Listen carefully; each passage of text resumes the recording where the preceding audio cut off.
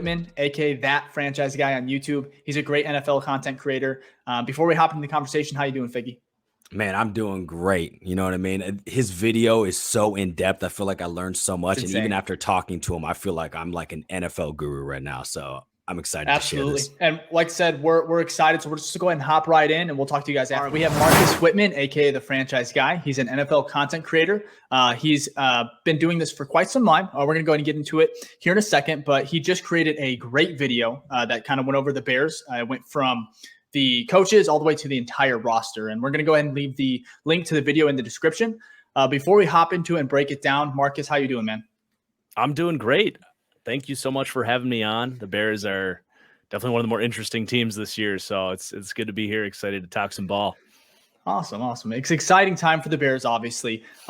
First of all, before we drop it or hop into like the video and just break it down, can you just go ahead and tell us how you got started in this kind of this field and YouTube in itself? Yeah, absolutely. So initially, out of college, decided I want to work in sports. That sounds pretty good. And originally was kind of in the sports business side, decided, hey, if I'm going to get a job in sports business, you actually don't get to watch the games and you get paid like crap. So let's see if I can get a job that's actually, talking sports, breaking down the game. So I kind of threw threw three flyers out there. Number one was apply to work for Pro Football Focus. Got that, did some analytics work for them, started the YouTube channel, which was originally a Madden channel. And then also I knew a local agent in Minnesota. So I did a little, free work for him. But basically the YouTube stuff started going well, talking about Madden. And I was making my own custom rosters there where I was changing the ratings and then making these videos, talking about what I saw on film and why I'm changing it. And turns out that actually applies to real football really well. So that just kind of grew naturally. A couple years ago, I ditched all the Madden stuff on my main channel, and now it's just full on football analysis. And like you said, I've been doing this deep dive series for, I believe this would be my 5th year where I go all 32 teams, get their own episode. The first episodes, or the first year, they were like 20 minutes long. Now, as you guys saw, I think the Bears one, once you include the guest interview with EJ, was like over 2 hours, I think, or maybe just under that. Hour and 55. Yeah. Okay. There awesome. You go. Yeah. So first of all, Madden, are you glad you made the switch? Do you enjoy it more? Yeah. Yeah, it was definitely the right career move. I know a lot of people missed like the rebuilds and all that stuff, but I do still do it a little bit on the side. When I have time for it, I'll stream on Twitch, and I have another series. There is still one piece on my channel that still ties to Madden. It's called Studs and Duds, where I do it. It's like a monthly player review series where it's almost like the sequel to the deep dives a little bit, where we're going through the roster and what players are playing well, what players are playing poorly, and I do still have a roster that I edit that just kind of helps keep track of everything. So there is still a little bit of Madden in there for one thing on the channel, but yeah, overall it's that game is doesn't have the best reputation as a good nice way to this day. Yeah, to this day. Yeah. I still enjoy playing it. It's just a fun little outlet, but I can only do it for so long. Right. I think we all probably feel that way. But to hop into kind of the breakdown, first of all, I've watched it. Vicky's watched it. It's great. We talk Bears every week, and I still feel like I learned something. So, and that's a testament to you, and even EJ Snyder was on the show as well. That interview, again, it's just a great video. But I want to start with obviously one of the biggest talking points of the video was Justin Fields. He's like the X factor. You had the Bears, I believe, 27th. They're the 27th ranked team from your rankings. And then the quarterback situation it's interesting. He was, I think, the 24th ranked quarterback on your list. So can you just go ahead and give us a reason as to why the Bears are, I would say it's pretty low, low. And then the quarterback as well, 24th. He wasn't the best passer. You kind of talked about it, but just give us a breakdown, both the team and Fields, and why you came to that ranking. Yeah, I mean, the biggest thing is obviously going to be the defense drags them down quite a bit. I mean, especially on the defensive line. It's the Cardinals are kind of in their own territory as far as they're kind of where the Bears were last year, where it's like, we're just tearing this thing to shreds. We don't even have starting caliber players on this D line. But then you have the Bears, I think, are kind of still gonna have to figure a lot of stuff out with that D line, and it's so important to be able to get that pass rush, to get push against the run. And no one's going to get off the bus and be afraid to play the Chicago Bears. It's just kind of the tough reality of where they're at the line of scrimmage. Now, you hope the offensive line can take some of those steps and you can put the fear of God into the defense a little bit. But that definitely drags them down. And then the other thing is, like, with this series, I'm doing my best. I'm not just doing the Bears. I'm doing all 32 teams. So I will, when I'm optimistic about a guy, and I'm still optimistic about Justin Fields and the growth he can make, but I'm not going to project guys at their ceiling, right? So, like, I'm trying not to give too much benefit of the doubt to any one team. And the Bears just are one of those teams that do have a lot of question marks. So even when you look at the offense, you do still need to see the offensive line coming together. I think the receiver situation, that will not be a problem. I feel very good about what they have in that room. I think I ranked them 12th, I think, right? 12th, which is, yeah. I mean, the NFL is loaded with weaponry right now. So that's very good. 12. Yeah. We'll take that. I wish. Yeah. That was a great ranking. Then, yeah, it's very good. Getting DJ Moore was like best thing huge. Pretty much any team did this offseason. So, but yeah, Justin Fields, this is a good transition. Like, he obviously showed flashes. There's obvious excitement. The highlight reel's insane. Some of the moments he took over games, and no one would sit here and deny the physical upside that he brings. I said several times in that video, he could be a top 10 quarterback someday. But I also felt like it was fair to point out a lot of the struggles he had in the passing game as well. Yeah. Where you look at him, he had out of 36 quarterbacks that took at least there's 36 quarterbacks in the NFL that took at least 200 dropbacks in the passing game last year. Justin Fields was 36th in passing yards per dropback. That's not too good. And then you'll say, okay, well, yeah, but he scrambles too. And that's totally fair. And part of that 24th ranking, we're not ranking him 36th, we're ranking him 34th. Part of that is, yeah, he does scramble. He does create stuff with his feet, and that's excellent. But another thing I showed was, so there was 16 quarterbacks that started 15 games or more last year. Justin Fields was dead last by far in terms of passing yards. Next up was Davis Mills, about 900 yards ahead of him. So Fields, I think, was at, I got it right here. Fields had, we'll round up in intervals of 50. So Fields was at 2250 passing yards, which is really low. Davis Mills, 3,100. So about 900 yards more than Fields, was 15th out of those 16 quarterbacks. And then the next up was Russell Wilson, who had a historically down year last year, but that was all the way up at 3,550 yards. So that's a gap of 1,300 passing yards from 16 out of 16 to 14 out of 16. And that's more than the amount of rushing yards that Justin Fields had, right? Right. And that's not including designed runs. I don't actually know what the split is on how many yards he had scrambled versus designed runs. It's probably about 700, which would still put him at the least yards of passing in that group. So the point here is that, it's great to see those runs, but it has the same effect of standing in the pocket, waiting for the receiver to develop that deep route, hit him in stride, complete a 50-yard bomb.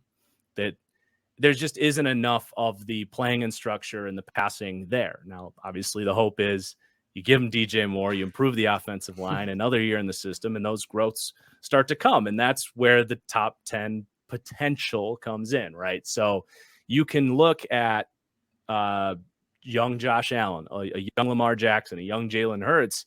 They would have had similar stats to what I just told you about Justin Fields. And there's other things that I break down in the video, like time to throw and turnover worthy play percentage. There's a wide variety of concerns there. But if you look at some of those other young quarterbacks that turned into now top 10 guys, that's the type of growth we need to see from Justin Fields. But and for Marcus, every one of those guys, there's, a Zach Wilson, a Sam Darnold, a guy that didn't, a Mitch Trubisky that didn't take those steps. So it has to happen, right? And do you think this year, because my opinion is basically polls came in and said, hey, look, I'm going to give you as much like as good as a foundation. So there are no more excuses. So if you don't play well, like we can be certain that it's you and not because of X, Y, and Z, right? So do you feel that after this year, you will know like Fields is either someone who's in that could be that top 10 guy, or is this someone who's getting replaced next year by like Drake May or Caleb Williams? Yeah, I think they did set themselves up quite well for this to be the make or break year for Fields, because all those quarterbacks that we just talked about making that big leap, those signs were there in year 3, and they were there right away. Like Lamar was year 2, Allen was year 3, definitely started to show it, and Jalen Hurts last year was year 3. So that's kind of, if that's your benchmark, you want to see it by now. And they've given them no excuses at this point. I think you feel good pretty much across the board, play calling, O-line, receivers. You put it in Fields' court, and then if he's not better, they're going to stink again, because we talked about the defense, and you will be in a good position either with your own pick or with the extra Panthers pick to put yourself in a position to, get the right guys. So, yeah, totally. One thing you touched on with Justin Fields, because you said that he plays a lot of hero ball. And absolutely, last year, with the weapons, he kind of had to. So my question for you is, do you want him to kind of tone it down altogether, or do you like the fact that he's going to try and kind of play that hero? Where is there like a happy medium, or how do you feel about that? Yeah, I think with any of these great quarterbacks, it's about finding that balance. And the biggest difference is knowing when the structure is there. And for all of the truth in the fact that they had O-line problems, there was a lot of plays where the receivers were bottled up, and he had to play hero ball in those situations. It wasn't every play, right? There's plenty of examples on film where, okay, actually the structure's there. You got a very clean pocket. You have, even if that receiver is named Equanimous St. Brown, he's open. He's open on the crossing route. All you got to do is hit the top of your hitch, let it rip, hit him in stride. You're golden.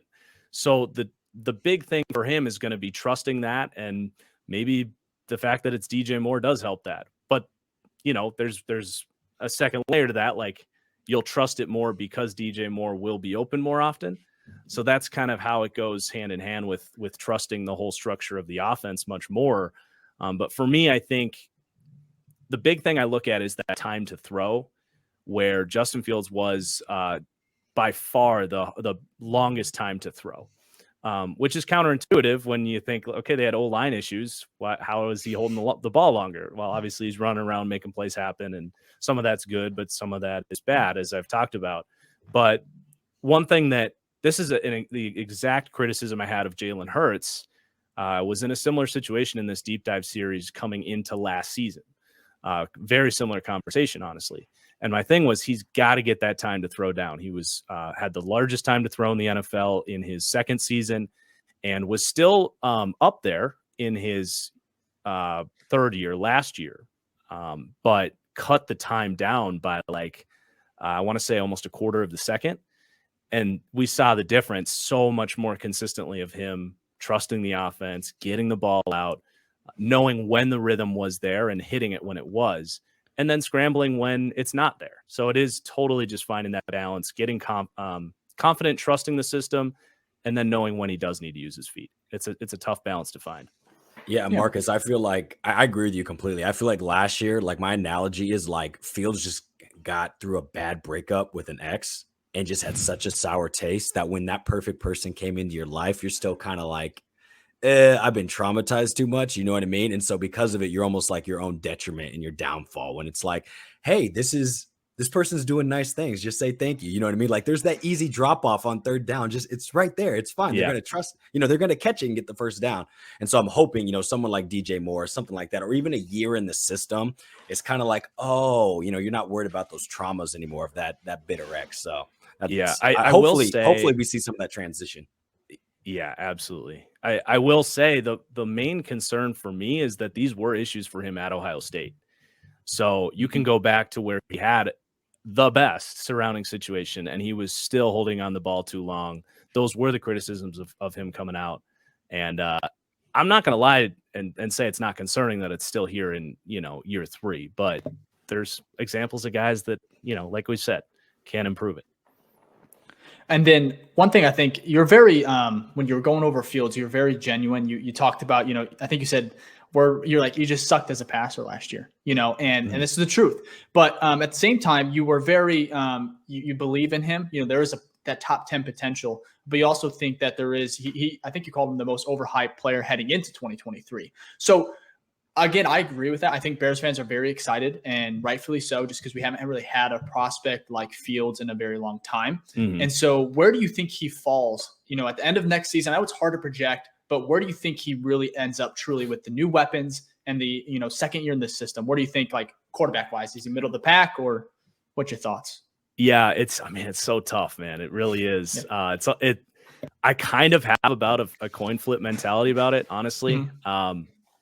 I am worried about the stuff that we've talked about. I really am. We were talking about this before we sat down. I was raised a Packers fan, so the Packers fan in me wants to say he's going to suck. But the analyst in me says, okay, but I got burned by Jalen Hurts last year saying the same stuff, right? So yeah. And then another, the other analyst side of me says that maybe it'll just fall somewhere in the middle, and he'll be like the 18th best quarterback. He does show some improvements, but some of those flaws are still there and hold him back a little bit. Maybe that is the most likely outcome, but the spectrum couldn't be any wider for him. It really couldn't. So I know that's dodging the question, but hey, no, that's fair. Just to put some context, I feel like you said something that actually gives me a little bit more hope, and that is something that's sometimes hard to be taught, and that's kind of like the work ethic and leadership, right? And I think you mentioned him in the same light of Jalen Hurts, Josh Allen, Lamar Jackson. So do you think that maybe makes the coin a little bit more once, like maybe it's 51-49, just in the fact of like what he can control is just like that worth ethic? So does that help sway you a little bit in any type of way? Like how much, I guess I'm asking is like, how much weight is that? How important or impactful is that? Yeah. 2 to 5%. If I think it matters. Yeah. I think it matters. The similarities with those three quarterbacks we keep bringing up, it's ridiculous how many parallels you can draw. And all three of those guys, Allen, Hurts, Lamar, praised just ridiculously high for their work ethic and leadership and drive to be great. And that matters. Like, you go home and you're still watching film, or you're there early. The one thing with Fields that I also said in the video that's crazy is I'm convinced he got faster in the NFL. Yeah, he had to. He ran at Ohio State. Like, there was no denying, like, he was athletic, but you can't put together in his 2 years starting at Ohio State, you can't put together a highlight reel of him running as good as what he was doing in 1 year against NFL defenses. Like, so to me, that screams like, he's putting in his time in the weight room, and there's obviously no denying the physical tools that he has, but I think that speaks to his just mental drive. Be great. So hopefully it translates to the mental side a little bit more. Yeah, it is crazy because it's faster competition. You're going up a tier, and he's outrunning elite corners. Yeah. So it shocked me. It's very like it's a different type of. I think we had Theo Ash on. He called him Rogue Fields because like he's just completely different than he was at Ohio State. So before we go over to the wide receivers and touch on them real quick, Jordan Love, you're a Packers fan. I want to get your raw thoughts because Bears fans, like, I don't know what to think of him. And I think that's fair because we haven't seen too much, but I'm not doubting him either because I don't want to get burned. We've seen it too many times. So what are your honest, quick thoughts on Jordan Love heading into this very, very important season for him? Yeah. So I was a big Jordan Love guy coming out before he was ever a member of the Green Bay Packers. So I would be optimistic if he was in Green Bay or anywhere, if he had 3 years to sit and learn and, work on a lot of issues that he did have, which was, some of the accuracy stuff. I think you look at his mechanics and the way he was thrown in that Eagles game. The ball just looked a lot more sharp and deliberate. Very small sample size, right? Like 20 dropbacks, I think, maybe even less than that. That might've been his whole season was 20 dropbacks when you count him coming in and blowouts and stuff. So he's another guy that his spectrum's very wide. If you look at like my grading scale, because I do a lot of draft analysis, there's the boom or bust range is 6.50 to 6.59 as the final grade. And I actually did have a slightly higher grade on Love at 6.56 than I did on Fields at 6.53, I think. So like super tight, but different quarterbacks. He's not as mobile as Fields is, but I think he is a little bit better at surveying the field and getting through his progressions than Fields was coming out of Ohio State. But yeah, man, I'm very cautiously optimistic. I like the variety of weapons that they've now put around him. A lot more athleticism than Green Bay is used to at that position. At that position with, they've had Randall Cobb and Allen Lazard, and, teams have been able to just man these guys up and body him down the field. Like, say what you want about a lack of production and all that, but like they got some speed now with Watson and Reed and Dobbs and Musgrave, and like it's just going to be a much faster, younger, I don't want to say exciting passing game, but definitely more explosive. So I'm cautiously optimistic. The growth, it's just been hard to find it, right? Because it's only been preseason, really has been his only starts, but man, week 1 is going to be so fun with this kind of starting a new rivalry, and the fact that in my eyes they were pretty similar levels of prospects. Obviously, the legacy, and it's going to be so fun. I hope it work out and we can have 10 years of fun back and forth. Oh, yeah, me too. competitive. I hope so. We're ready for it. Do you think, in the same light, that this is kind of, I don't want to say make or breaks? You guys you do have another year of him under contract, but like kind of in the same light of Fields, where it's like you're gonna know this year, or do you feel like, well, this is his first year starting, so maybe good question. He needs to, I would say it's more of a 2-year look, just because I just think he's 1 year behind the curve a little bit, because Fields did have the full year last year as a starter, and I mean, unless the Packers are sitting there looking at a top 3 or 4 pick, I mean, I guess it's possible, but I do look at their defense and run game. I don't think it's probable that they're going to be, looking at, whereas if Fields isn't good, I really do think the Bears will be quite bad. And I don't know if that's right or wrong, but that's how I feel about it. I look at that contract, and we're going to get a 2-year look at you. If he is a complete train wreck, it does give them the freedom to move off of him, was kind of the way they did that extension, instead of just giving him the fully guaranteed 5th-year option. Basically, they put more cash in Jordan Love's pocket now, while giving them more freedom to potentially move off of him next year if they want. So if they do have a top 2 pick and they really like a quarterback, like it's not completely out of the realm of possibilities, but I do think it's going to be a 2-year look. You have all these young playmakers too. It's not like, we know what Darnell Mooney is when he has someone to throw him the ball. We know what DJ Moore is. You can't say with quite as much certainty, like, okay, we did everything we could to give Jordan Love the right weapons, right? So I see it as much more of a 2-year track. I love Watson. I wanted him in a Bears uniform. I think he's special. I think he's going to be a very big problem, for the next few years at least. But speaking of wide receivers, we have Darnell Mooney. You compared him to Brandon Cooks, which I really, really loved. I was like, I like that. He's coming off injury. We'll see what he is this year. But one thing I really was, that you recognize Claypool, that one, he does have the talent. You talked about his first year in the league. He does have some issues, of course. Talked about, I think, Calvin Johnson, that graphic and everything. But like I said, the Bears gave up a lot. So what is your thoughts on Claypool? Do you think that he's going to be able to bounce back to what he was year 1? And how do you think the wide receiver depth chart? I know it goes more, but is it Mooney 2? Or do you think Claypool could actually be number 2? And then Mooney, obviously, he'll be in the slot at maybe a 3. But where do you think that kind of lines up? Yeah, I'd see Mooney as the 2. I do. And I'm very familiar with this offense too, because I saw Luke Getsy run it for years. So what I'm picturing for Claypool, honestly, is a best case for the Bears and for himself. Is so these Shanahan systems have a very specific role with these big-bodied receivers. We saw it with Allen Lazard in Green Bay. There's Nick Westbrook-Akine in Tennessee. You've got the Rams do this with Cooper Kupp. The Juwan Jennings in San Francisco. These are all the same offenses, and there's this flex, big-bodied slot receiver / tight end fit in this role, where when you're running those wide zone looks, they can down block and kind of wipe the defensive end out of the play and then leak out into kind of like either the flat or they'll run a corner route off of that.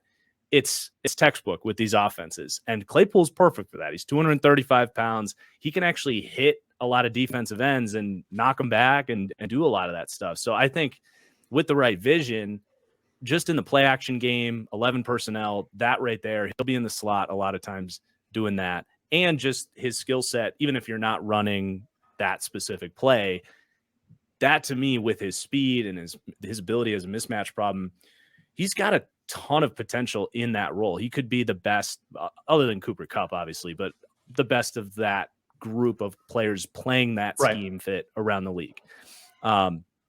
When you get to your more traditional drop back passing game, I'm a little less optimistic as far as the route running and the consistency with his hands and all that. But I think EJ Schneider said it best in our video, was like, if he's a 3, you're totally fine with that. Like, there's not a lot of 3s around the league that can do what Chase Claypool does. So I think that's a realistic expectation for it. I don't think he's going to go back to rookie year Chase Claypool, where he was hot. He was lining up outside, stacking corners, mossing dudes on the outside. Yeah, it's in there. It's possible. But I just think Mooney and DJ Moore are going to already be doing a lot of that. And I just don't know if the opportunities and execution is going to be there for him to go back to that. But I still think he can work out as an effective third piece for the Bears. Enough to get a contract extension, do you think? Or get a new deal? Yeah. I mean, especially if he's good with the blocking stuff, which everyone that runs the system really values, that run blocking. Mm-hmm. That will definitely be something to keep an eye on. I know he's been a little bit hit or miss with it, but he can lay dudes out when he's bought into the run game. So I think that is really where it sounds weird, but I think that's where he can earn himself a lot of money. Maybe not a massive contract extension, but right. I don't know that there's going to be some huge market for him either. So, maybe he plays well in that role and gets 3 years, 24 mil, something like that. Like, I think that would be a win-win. Yeah. And that's a great point, because we talked about Equanimeous St. Brown, and he was like one of our best run blockers. Like, and you saw they valued that and said, hey, here's another contract. We'll take you back another year. So I do feel like that is going to be very important, especially since he's not going to be like the number one with targets. They're going to be looking for those little things. So, and St. Brown was occupying that role when Claypool came in. So it was going to be tough for him to just step in and overtake that role. So if they now look in year 2, St. Brown's still on the roster. So, there's still a little bit of muddiness there, but Claypool in theory should be better at that than we hope so. Well, we hope so. Another player that I thought was very interesting. We're going to move on to the running backs very, very soon. But Joe Reed, you spoke very highly of him to an extent, but you said he could possibly dethrone Velus and then also Tyler Scott. So obviously, who knows what's going to transpire, training camp and everything. But I just want to kind of give your, what do you think of Joe Reed, and why would you kind of think he could make that leap? I love it. And this is like your classic, like, draft crush that I still want to see succeed. So like anytime I see him like buried on a depth chart, I have to like shout him out and be like, just keep an eye. If he makes the team, like, he has real talent. So he was in a horrible system fit in the Chargers offense. That was very much like a spread. You want a lot of quick receivers. Reed is kind of like a running back built in a wide receiver's body. Think like a really poor man's Deebo Samuel, but those guys have success in these styles of offenses where it's much more straight line route running, crossing routes. They want to, run the jet sweep stuff, just find ways to get the ball in their hands. It's going to be a much better fit in this offense than what they were doing for the Chargers. And I definitely liked him coming out more than I like Velus Jones, both in a similar archetype there as that kind of playmaking, thicker, faster receiver. So, yeah, I mean, we'll see. Sometimes these guys just don't have it when they get to the next level. Sometimes it's just a bad fit. So if he does make the team, I do think he has a good chance to be a better player than Velus Jones, who just really struggled last year. Yeah. And then as far as Scott is concerned, I just think Scott's skill set is very redundant with what Darnell Mooney is going to be doing. So as far as usage, it's more of like, I think if he dethrones Velus Jones, I think he will get more playing time than Tyler. Okay. Yeah, I feel like Tyler Scott was kind of hedging your bets on how Mooney does this year. You know what I mean? So Yeah, 100%. One thing I hate seeing though is like calling him like the Darnell Mooney replacement, because like I love Mooney. He could definitely be here, for the next few years. It's we don't know exactly what Scott's going to be. And anyways, there wouldn't even be the conversation if Mooney didn't have like a abysmal season last year. And it wasn't even like abysmal. He just got hurt. You know what I mean? But the year before, it was still a drop off. Literally, the year before he was literally our only offensive weapon. So True. So let's move to the running backs. This is where it was very interesting. You had them, I think, ranked 28th overall, if I remember correctly. Mm-hmm. I don't know if that was including fantasy, because you talked about fantasy, and I agree with that 100%. It's going to be, you don't know what you're going to get out of that room. Yeah. It's touches wise, but they're 28th overall. You called them a good running back room. But there's the Justin Fields multiplier that you talked about, which is, huge. But why 28th? Especially because they did have like the number one rushing attack, but you lost Monty. So I just want to kind of hear your perspective here on that ranking. I mean, you just look around the league and it's like everyone's got backs, right? Yeah. Like I have no problem with the Bears running back room. I think it's very good. I think they can do whatever they need. They're going to get from that backfield.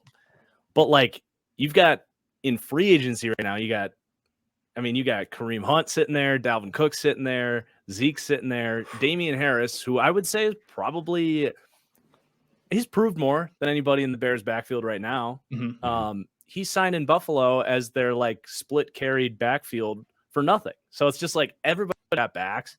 It's much more of a reflection of the state of the position around the league right now than it is that I have anything against the Bears running back room, So like, I like the players. They're going to be a handful. It just kind of shook down that way, Yeah. And then you said you believe Roshan Johnson will kind of take over at some point, whether it be, just the Bears are abysmal. They want to see what they have in him. Obviously the Bears drafted him. You seem pretty high on him. Do you expect him, when do you expect him to be here early, or what are your thoughts a little bit more on him? And did you like the pick when the Bears took him? Yeah, I definitely like the pick. It's funny. My pro comp for him was who's the other guy? Not Coleman. It's escaping my head right now. The other Foreman running back room. Foreman. Yeah. Yes. My pro comp for Roshan Johnson was Deontay Foreman. Okay. So it's just like, that makes sense. They have a type and they want a cheaper version of that for a longer period of time. So if I'm not mistaken, you called him AJ Dillon-esque. Almost, right? Yeah, as far in regards to Foreman. Mm-hmm. Yep, getting that thunder and lightning approach. Herbert being a little bit more of the lightning was kind of the comp there for sure. Yeah, he's not as powerful as AJ Dillon, but he's a little bit more smooth.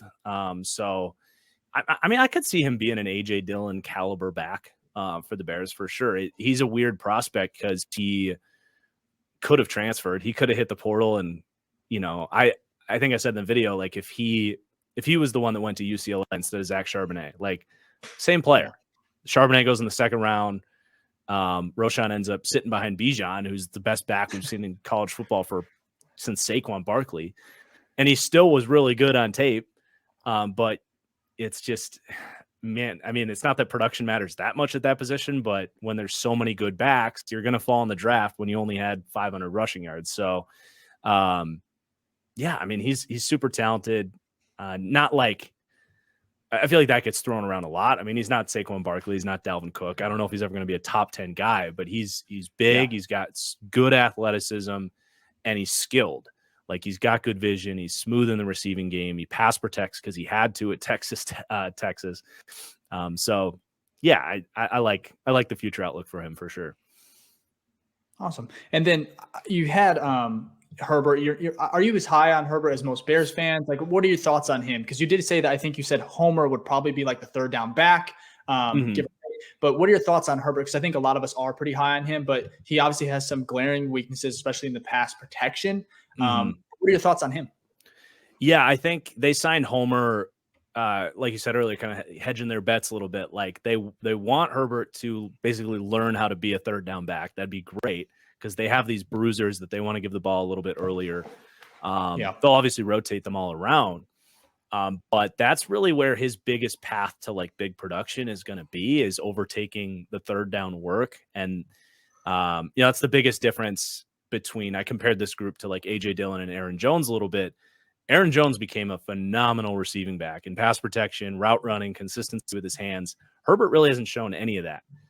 So it's like, he's going to be an effective runner, especially if they're going outside zone. Like, he's built to run outside zone. He's got speed. He's got good vision. He can run through arm tackles, you name it. But it's, on one hand, there's so many good backs around the league. Is he just another guy? And then the other thing is he going to get enough looks to like become a superstar, so to speak, So yeah, I think that sums up my thoughts on him. Yeah. And I had a question about like the running back, like just in general with the, the improvements we saw on the offensive line. Like last year, I think first or second, I think we were second in rushing. So let's hypothetically Fields doesn't have to run for his goddamn life. Right. And he gets just that like 400, 500 yards. Do you still see this running back committee being a top 10 running offense? I don't. I think they came out like 16th. And the hard thing is when I put together these rankings, I have like a formula. I'm grading out the O-line. I grade out the running backs. I do the QB multiplier, how I feel about the coaching factors in, and it gives me kind of a projection of where I see them spitting out this year.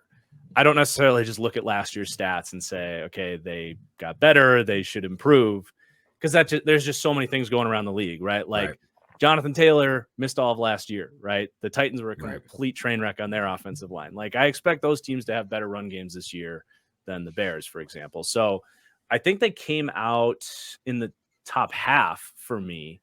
Okay. So yeah, I mean, I think it's going to be a really effective run game. I don't know, other than when Fields is running, I don't know if it has like a fear factor about it, like some of those other run games do, if that makes sense. Yeah. But it's definitely going to, keep the offense afloat and allow them to do what they want to do, for sure.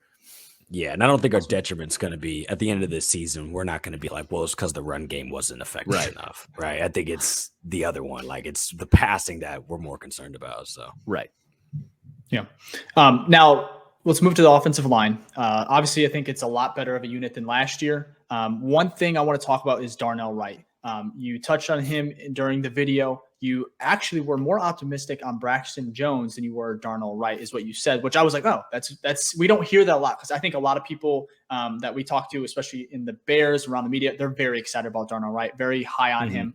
You said, that it was almost a little high for you, a little rich at 10. So first of all, can you just go ahead and give us your breakdown of Darnell Wright? Do you think where would you think he should have gone? And then do you think he's a good fit for the Bears? I know you liked Paris Johnson more, but just a little bit of breakdown on Darnell Wright.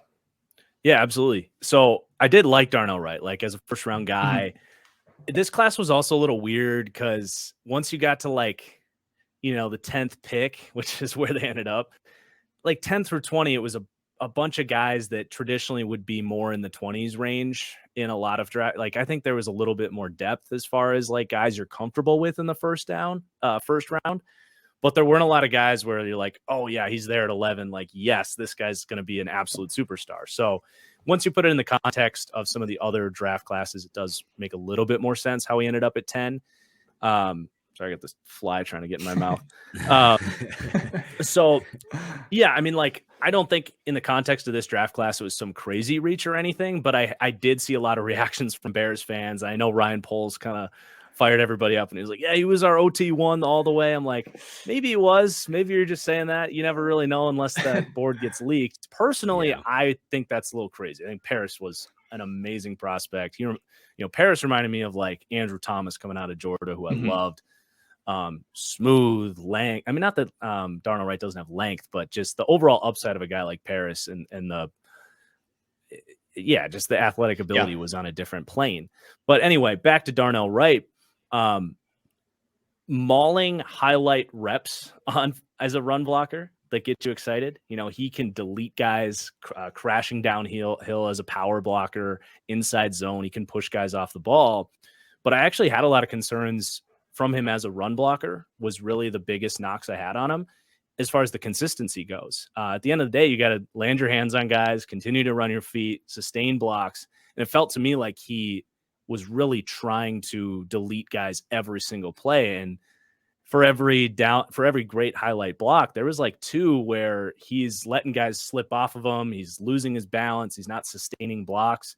And especially for a team that in their heart of hearts wants to run a lot of wide zone blocking, that's going to be something to keep an eye on for sure. And he didn't run a lot of wide zone at Tennessee either. That was the other thing that I just kind of had some slight dings on, was their offense was so weird at Tennessee. They had like a 15 play playbook with the spread double stack on the outside. And I mean, as a pass protector, I think he's going to be really good. He's got quick enough feet. His anchor is incredible. He did have great performances against some of the best pass rushers in this class. As with any rookie, there's probably going to be some hiccups. I thought, of course, Evan Neal, I thought he was going to be great last year. He had his struggles. I think Charles Cross, who the Seahawks took, was a even better pass protecting prospect than Darnell Wright was. Good rookie year, but he didn't sniff the top 15 among left tackles or anything like that. You know what I'm saying? So like, he's going to have to grow, as all rookie players do. But I think the biggest thing to watch is going to be, does he kind of change that mentality as a run blocker to be more consistent instead of just trying to delete guys out of the play every down, because it's going to get even harder to do that at the NFL level. Yeah. And I might be just biased being a Bears fan, but I think if there's one area, just because of like what we've seen the past 2 years with Fields, like just getting demolished. I mean, he gets folded like a lawn chair, like in the backfield, right? So I guess it's at least positive that it's pass blocking is better than run blocking. So if, someone does get smashed, it's Khalil Herbert instead of your franchise, hopefully your franchise quarterback. So, but of course, like you said, it's a rookie, so there's bound to be mistakes are going to happen. I don't think it's, and Bears fans won't like to hear this, but I don't think it's a guarantee that he's actually better this year than what Riley Reif was last year. I think it's like there's a good chance he is for sure, but I think there's maybe a 40% chance it's the same or worse than because Riley Reif he missed some time, right? He only played like 10 games or something. Yeah, he didn't play all the way. Larry Borum was the drop down. Which you said Borum might be better than Wright too off the jump. Which I thought was potentially if Borum takes another step. I like Larry Borum a little bit. But Wright's a better prospect for sure and should be starting. I'm not trying to stand by Larry Borum over Darnell Wright or anything, but I did say keep an eye on Borum. Yeah, and I agree with you with Paris Johnson. I think a lot of it. I really wanted him. I thought for sure he was going to be there, and then when Arizona kind of traded up, I was like, okay, there it is. So kind of convinced myself that Wright was the guy too, because you like hearing what our front office said about him. And then, like I said, I don't think it's a terrible pick. I think it's a good pick. I mean, hopefully it works out. We'll go ahead and touch on the defensive line. There's not much to go over. You kind of alluded that in the video. The Bears, this is where they need to. It's a lot of work, And so here, the one thing that I want to talk about is Dexter. You talked about him in your video. You were very high on him. I think you said the only weakness is kind of his slow get off, which is again his college.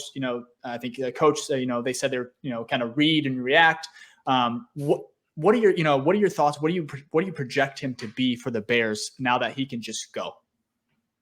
It was one of the weirdest evals with Gervin Dexter. He played. And I know you can talk it away with the coaching and the scheme and all the stuff people have said, but he played like nobody ever told him, go when the ball is snapped, go. I hear what people are saying about the react thing, but how come I've never seen that before? You know what I'm saying? So it's just like, I don't get it. But the thing is, he's athletic. There's no reason he shouldn't be able to get off the snap. So I definitely am optimistic that with NFL coaching, they can tap into him, especially with Matt Eberflus, who I have a lot of confidence in, kind of recognizing that and being like, yeah, we can work with that. Because physically speaking, this dude looks like Chris Jones. You just watched him in a Florida uniform before the snap, and you're like, why is Chris Jones playing for the Florida Gators? So, and he has wins where you're like, yeah, okay, there's power. There's I can't even say there's get off because there wasn't. But even when he's slow off the ball, you can see the explosiveness, the ability to take over guys. And he even had some push and pull moves, and he has the bull rush. There's rush moves in there, and he was a team captain. So it's not like he's just sitting around wasting his potential. I just think it's all about teaching him to fly off the ball and untap that athletic ability. Yeah, and I think that's a great point because we kind of saw that consistently through the draft now and even last year's draft with polls. So I have kind of a question about like philosophy. They always talk about like it's about the flashes, right? They like to see when there's flashes, they believe that the coaching staff can then replicate like more of those flashes, right? So you've seen it kind of, they're looking at RAS scores, right? A lot of high ones, athletic freaks, and they're really kind of banking on like we can coach them. You know what I mean? So what's your thought on that philosophy? And have you noticed, like, is that a common thing with a lot of teams, or is that more of like an outlier take, right? A lot of people like focus on, hey, we just look at the tape, and if the tape is good, right, we're gonna take the safer route, I guess I should say. What's your thoughts on that? It's definitely pretty common around the league, I would say. There might be a few teams that do things a little bit differently, like Patriots come to mind a little bit. But yeah, for the most part, teams I think have a lot of confidence in their staff, and they're especially in the first 2 days of the draft. You want upside, you want high end starters, and more often than not, you need those traits to get to that level because everybody's good in the NFL. Day 3, it just kind of is all over the place. You're definitely going to have your dart throws on your Dominique Robinsons. You're going to have, taking guys like Noah Sewell, where it's like, there's not a whole lot of upside there, but we know what he is. Like he can fill in the role that, we get a cheap backup linebacker. Like day 3 of the draft is just kind of filling out the roster with some projects, some special teamers, some backups. So I think for the most part, most NFL front offices think like-minded with some definite exceptions. Gotcha. Awesome. So we're going to move over to the linebackers. We'll touch on this one very briefly because I really want to talk about the secondary. I found your video very interesting talking about Kyler, Johnson, and then obviously our rookie Tyreek Stevenson. But our linebackers, I think it's one of our strongest groups on that defense. I'm very excited. I think you had them ranked linebacker coverage. You had 11th. Linebacker run defense was 6th. So I think those are very, very good scores, especially just it's a new unit, bringing in 2 new faces and TJ Edwards, Tremaine Edmonds. But I want to ask you about Edmonds. Roquan and Edmonds are going to be compared probably over the next few years just because of, the Bears, obviously gave up Roquan, let him walk, traded him, and then ended up signing Edmonds. So who would you rather – I'm going to put you on the spot here. Who would you rather have as a franchise linebacker? Yeah, I would rather have Roquan, at least based on what he's shown to this point. Edmonds is interesting because he's – basically like the physical comp for him, talk about like athletic upside and stuff. The physical comp for him coming out was Brian Urlacher, 6'5", 250 pounds, runs like a deer, can flip his hips. So like, that's obviously like the upside for him is, and the fun thing about him is he's still getting better every year. And linebacker is such a hard position. It's unbelievably difficult in the modern NFL. I don't think people talk enough about, like, I kind of had this take now for like a year. And this sounds crazy, but with the way that we lost him. It must have been that hot of a take that we lost him. He'll go back. Yeah, we'll go ahead and give it a second here. There we go. Yeah. Oh, such a hot take. The internet had to shut down. I was ready for it. Yeah. I'm not sure. You just wanted to build the suspense. That's it. It was all a part of the plan. Anyways, what were you saying, Marcus?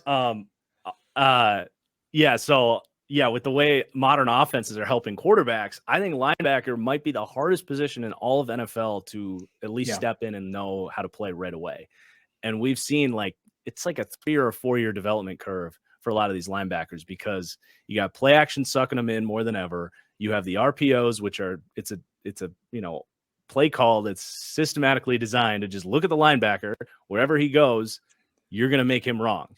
So you have to find a balance there while also defending the run in a league where everybody's running nickel. So you have one more gap that you're responsible for, one less defensive lineman up front to open up the run game.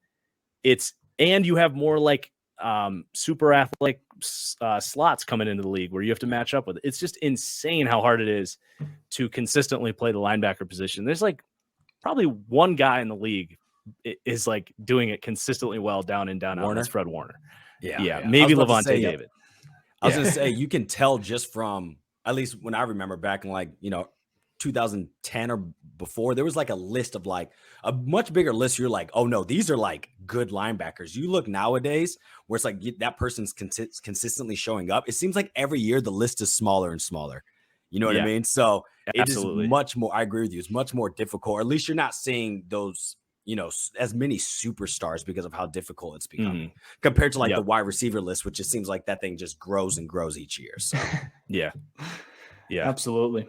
Well, interesting. I thought you were going to go Edmonds, honestly, but I think maybe just because Edmonds hasn't proven it yet, I think the potential is there for him to be very, very, very good and maybe better Roquan at the end of the day.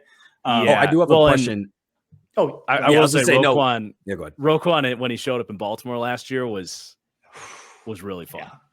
Well, that's my question too, because they say the scheme was such a big, because Roquan Fangio 3-4, like we all love Roquan. There's never complaints really about Roquan. Like a 3-4, he thrives. So then when 4-3 comes in with Flus, he doesn't perform as well, and then he goes right back to a 3-4 in the Ravens, and we see him thrive. So is there something to do with that, with the scheme? Like would Edmonds be a better fit? Not saying he's necessarily better, but maybe he will thrive more in that type of role compared to what we saw with Roquan. Yeah, honestly, I don't necessarily buy into that narrative. I mean, I've heard it a million times. I mean, for the most part, linebackers are kind of asked to do the same thing around the league. Sure, some guys are blitzed more, and some guys have to run man-to-man more. But especially, Baltimore was pretty similar as far as their coverages and blitz rate to what Chicago was doing last year. So I don't know if I necessarily buy that. I think it was just a matter of things being opened up more with, much better defensive line in Baltimore. They also had, they allowed Patrick Queen in Baltimore next to him to just, they said, you be the psycho. You just go find the ball, run and chase. And Roquan was able to be much more like focused on what he needed to do to take command. Whereas I think in Chicago, he felt like he had to be the playmaker back there and take a lot more risks. So I think the consistency was just much more there. So I think it's much about, and you had Kyle Hamilton making plays in that same part of the field for Baltimore too. So it's just, I think it was just a different a mentality shift, and what he definitely was asked to do a little bit more, pieces. But he had better pieces around him for sure too. Because like you've said, and we've said, and everyone said, the D line was dog shit last year, kind of still the same. And then like the linebacking core was also bad. So, it really was Roquan back there by himself trying to figure out the front seven, which is a lot to ask. I'm happy as a Packers fan that we didn't have to witness what year 4 Roquan would have looked like with that 2018 Bears defense or whatever year that was. Oh my God. We still would have lost because we don't have a field goal kicker. Yeah. That would have been rough. Oh man, 2018, good season. That's trauma for us, but that's a whole nother podcast. So we'll end it here with the secondary. This was a fun. I really think it could be really, really good. Obviously, you have to count on some of these guys taking that next step. Brisker, Gordon. You still have Eddie Jackson, who's the vet back there. But one guy that you were very, very high on. You said you love Tyreek Stevenson. Obviously Gordon will be in the slot. But what do you thinking? I think you said you were hoping the Packers would get him, or you just thought it was a really good fit for just the Bears having Jalen kind of be on the other side, and then allows Gordon to be in that slot. So why are you so high on Stevenson? He's just like he's the whole package. He's got the size, he's got the length. He ran press man coverage at a very good level at Miami. I got to see him in person down at the Senior Bowl. Like, definitely looked like the best corner in a pretty solid group of corners. It wasn't like superstars down there, but you could just tell, like, he takes his technique very seriously, really good with his hands, quick feet, gets his head around when the ball's in the air. Like, there's just so much to like there. Good athletic traits, like, dare I say, very good, like certainly good enough to be a plus starter in the NFL. Like, physically looks and moves like Stephon Gilmore a little bit. So there's a long way to go before he's Stephon Gilmore, obviously. Right. Like, those are just the traits that you're looking for. And the only thing with him is he wasn't asked to run a lot of zone at Miami. So when they did, you actually saw some coverage busts from him. Kind of like when they would run cover 3, he would, jump the gun down underneath, and you have like a post or a crosser like come open over the top, which would be his responsibility to make sure he's not vacating that part of the field. So like there's going to be some coaching points, and go back to our conversation earlier about find the traits and coach it up, especially with cornerback. Usually it's like take the guy that has the good technique, the athletic ability, the man-to-man instincts. We'll teach him the zone rules better than college was able to teach him. So that's just going to have to be, and Eberflus wants to run a lot of zones. So like it's, could be some learning curves there, but as long as his head's in the right place and he takes to that coaching, like he could be even better than like Jalen Johnson there. Yeah. Speaking of Jalen Johnson, I mean, he's going into this year. He wants to be paid. As a Packers fan, as an analyst, would you extend Jalen Johnson? Like, what are your thoughts? Is he a top? You would? Yeah, I'd pay him. I don't think he's a superstar, but I'm not letting any good talent I have in Chicago, I'm not letting out of the door. It's not like cap space is going to be some big issue for them. So awesome. I'd bring him back. I agree. Yeah. I agree. And I can't believe I almost forgot this, but the tight end room, let's touch on it briefly. Tunyon, Kmet. First of all, what are your thoughts on Kmet? He's also kind of going into that. He needs an extension. He wants to get paid. I think it's going to happen. But what are your thoughts on the Bears tight end room? You're familiar with Tunyon, like I said, and also Kmet. Yeah, I think just going back to like the Packers scheme and the 12-person, like the Shanahan style 12 personnel. It made so much sense that they brought Tunyon in because he's going to be on the wing. So 12 personnel is 2 tight ends on the field, and you're going to put Kmet's much more your bigger bodied inline blocker. He's made progress every year as a blocker. You can only expect he's going to only get better there.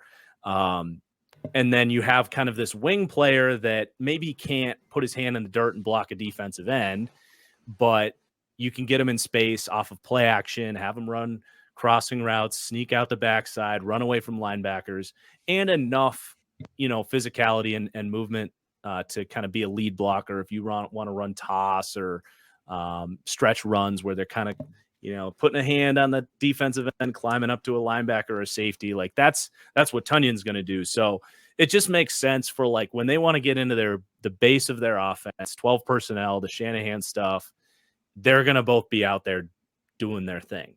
When they want to go to like typical drop back passing game, that's where I think it might just be a little bit of a rotation, depending on how they're feeling that week, what kind of routes they want to ask him to run. Tunyon can stretch the seam a little bit better. Kmet's much better taking drop-offs and fighting for tough yardage after the catch, staying inside as a pass blocker. So it's a very complimentary group for sure. Awesome. Vicky, you want to add anything to it? Yeah, no, I have one last kind of question, just overall view, right? When it comes to the Bears, who do you expect to be your biggest breakout? And that means like we go off your grades, right? Who's going to have that biggest jump where Madden's got to upgrade, their roster, I'm going to bring it back and Fields would be the obvious pick here, but I'll stay away from that. Not that I don't think he will. I'm just saying I'll stay away from that for the conversation's sake. I like it. I should have mentioned. I was actually thinking outside of Fields. Outside of Fields. Yeah. I'm going to go to a guy you mentioned earlier, Braxton Jones, the left tackle. Okay. I'd love that. I was stunned. I was stunned. So when I do this series, I review 3 games of all 22. And I knew he had a good year, 5th round pick, Southern Utah. I did one game of him at Southern Utah. I was like, yeah, man, he moves well, whatever. He's probably going to be a day 3 pick. Just kind of lumped in with this group of guys. But like, man, he was good. He was really good for the Bears last year. And the upside is there with him. Like, and the run blocking was good too. Like he had that kind of dickhead mentality, gets on the move, wants to bury guys. The technique's only going to get better. So like you mentioned it earlier, it's not that I'm pessimistic about Darnell Wright, but I really think Braxton Jones is like going to walk out of this as like a diamond in the rough, like star left tackle. And I think their process for the draft kind of tells you that they feel that way too, because they didn't go with a left tackle in the draft. They could have gone with Braxton Jones or Peter Skoronski, but they were very clear. Like we wanted a right tackle because they loved what they had in Braxton Jones. So I'm going to go with him. There's a lot of good left tackles in the NFL, but I'm basically going to project him to emerge into that like franchise left tackle star left tackle. Please don't get me excited. Which would be amazing. I love that. That's a great pick. Please. How much do you factor in Poles? Like, he has an eye for offensive line, of course. Do you give him his props there? Do you think that's huge because of his find? Yeah. I think that's probably getting DJ Moore was big too, but I think finding us, even if he doesn't take that next step, even if he's just what he was as a rookie, which is pretty unlikely that he doesn't grow at all. Finding that in the 5th round is very impressive, especially when you're looking at Southern Utah, right? So, yeah. Couldn't even tell you where that's at. Yeah. I do have one more though. This is more overall, just for all your breakdowns. Let's go off of last year. What was your biggest hit? Like you projected this. I got that pretty spot on, and nothing obvious like Mahomes or something like, the Chiefs are going to be good. We kind of expect that, right? And what was your biggest miss? Well, my biggest miss, two come to mind. I had a similar, I kind of talked about it earlier. I had a similar outlook on Jalen Hurts last year. It was like, well, there's a lot of issues last year. I don't think he's going to be massively better. And that blew up in my face by like week 5. Like, he was an MVP candidate. He was amazing. I was like, at least I said, if he's good, the Eagles are Super Bowl contender. So at least I had that in there, but I didn't see it coming. I really didn't. So I think that, and I also was really harsh on the Doug Peterson hiring. Okay. I had him ranked. Could have been worse than the coach before, though. No, I did say it was an upgrade, which wasn't hard to project that. But I just, So I was too low on the Jags because I didn't think Doug Peterson was going to step in and fix things the way he did. And his play calling was amazing. Yeah, his play calling was amazing down there. So I was really impressed by him. As far as where I was right, there's a lot of little like subtle stuff, like little players. I was like, keep an eye on him. I'm trying to think. Anything you would flex, like if came in conversation, you're like, yeah, that's my diamond in the rough. Did you have anything like that? Okay, I got one. Darrick Forrest was a safety for the Washington Commanders. It was a 5th round pick. I loved him, and I was like, the second he gets on the field, he's going to be a playmaker for them. And he broke out last year. He was like, emerged as one of their best secondary players last year, and going to probably he's going to be one of those guys that the contract comes in, and you're like, who got what? They paid Darrick Forrest $33 million.